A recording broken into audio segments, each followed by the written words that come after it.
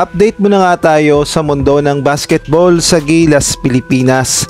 Malaki nga ang tiwala ni Coach Tim Cone na kakayanin ng Gilas, Pilipinas na manalo sa FIBA World Cup qualifiers, samantalang itong si Kai Sotto malaki din ang chance na makapaglaro sa FIBA World Cup qualifiers. At dumadami na ang mga Pilipino-African na posibleng maging next Giannis ng Gilas, Pilipinas, ngunit bago yan, pakipindot naman ang like, subscribe at ang notification bell para updated ka sa lahat ng aking ina-upload.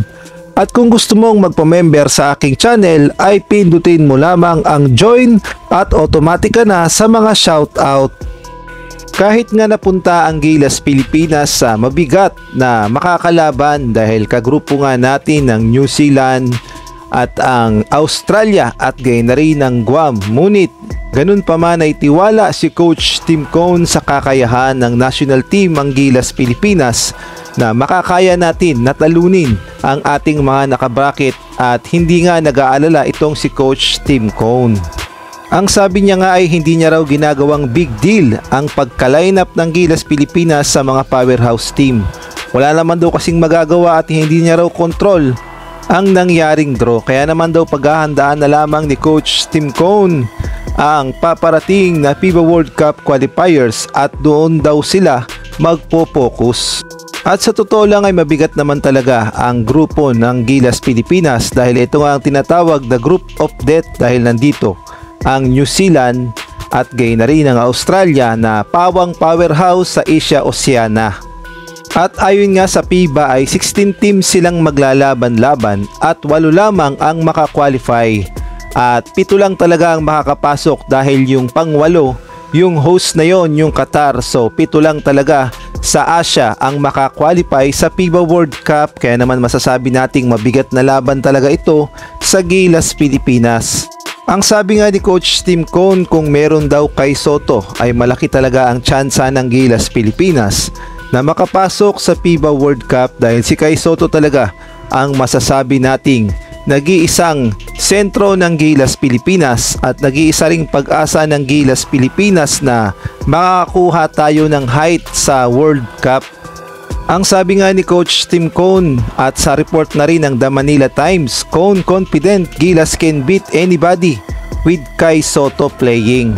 So lumalabas na tiwala si Coach Tim Cone na kayang talunin lahat ng Gilas, Pilipinas ang kanilang makakalaban kung makakapaglaro itong si Kai Sotto. At ito nga ang good news, ayon nga sa report ng Spin.ph, malaki nga ang tsansa ni Kai Sotto na makapaglaro na sa FIBA World Cup qualifiers. Posible kasing maklear na si Kai Sotto by November sa FIBA World Cup qualifiers sa kanyang injury sa ACL at makakapaglaro na nga siya sa Gilas, Pilipinas. Alam natin na matagal nang hinihintay ng mga Gilas fans ang pagbabalik ni Kai Sotto at napakalaking tulong talaga ni Kai Sotto sa Gilas, Pilipinas. At nung naglaban nga ang Gilas at Latvia, at masasabi nating si Kai Sotto rin talaga ang naging susi upang manalo doon ang Gilas. At kung kayo naman ang tatanungin, sa tingin nyo, malaki kaya ang tsansa ng Gilas, Pilipinas na muling makapasok sa FIBA World Cup 2027 na gaganapin sa Qatar? Maaari kayong magbigay ng komento sa comment section.